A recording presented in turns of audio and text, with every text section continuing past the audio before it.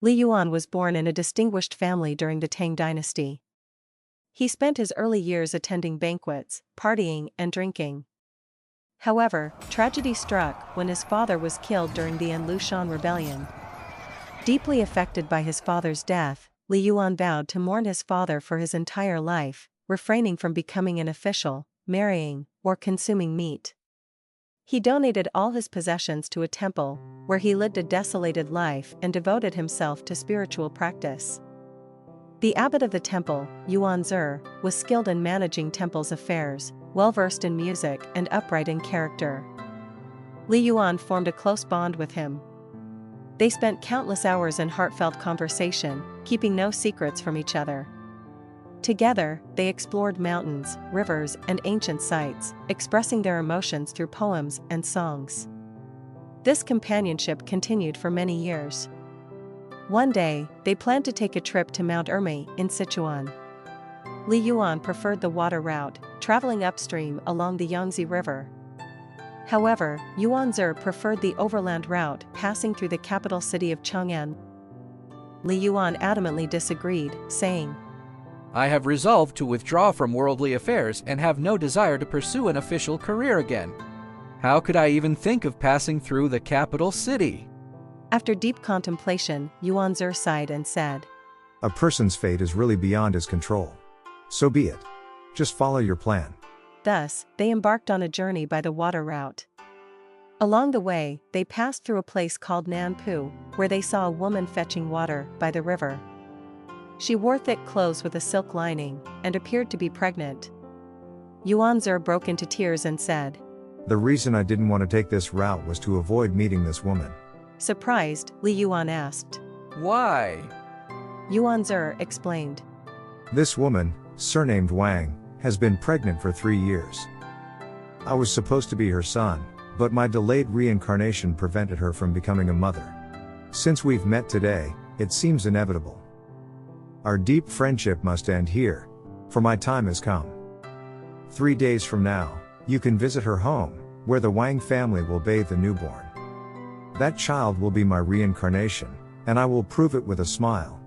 However, the infant will not survive the night. 13 years later, on the mid-autumn night, I'll meet you again at Tianzhu Mountain in Hangzhou." Li Yuan knew that Yuan Ze's words were not false. His heart weighed heavy with sorrow and regret for insisting on the path that now forced him to part ways with Yuan Ze. As night descended, Yuan Ze assumed a cross-legged posture and passed away in peace. Meanwhile, the woman surnamed Wang gave birth to a son. 3 days later, Li Yuan visited the Wang family. Indeed, the newborn was being bathed. The baby, who had been inconsolable, now smiled at him. His features mirrored those of Yuan Ze, evoking deep emotions in Li Yuan. True to the prophecy, the infant passed away that very night. Since then, Li Yuan lost interest in Mount Ermei. He returned to the temple in Luoyang. As the days and months passed, 13 years went by. Driven by the past promise, he traveled from Luoyang to Hangzhou.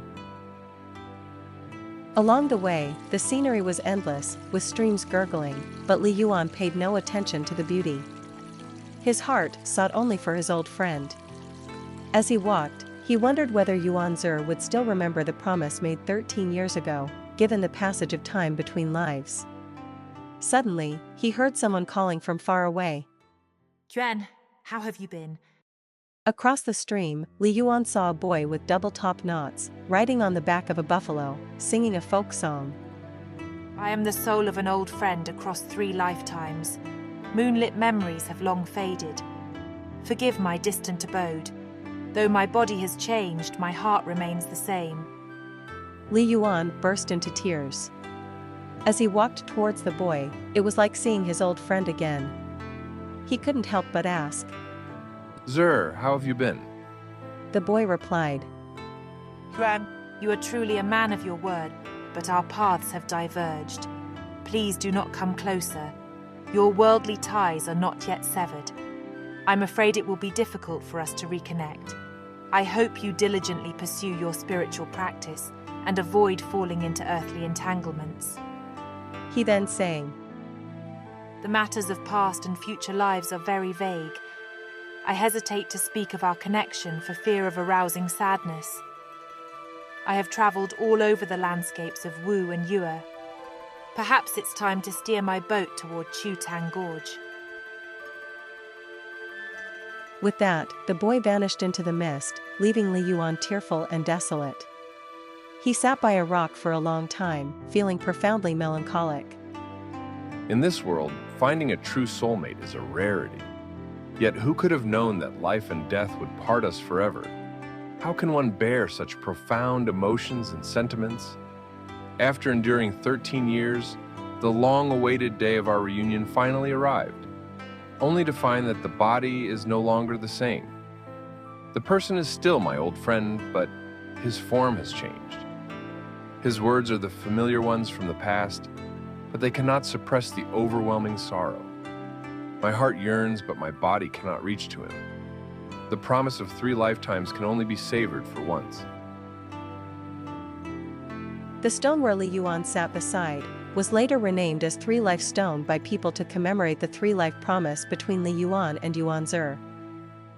Their story was inscribed on the stone and still exists today.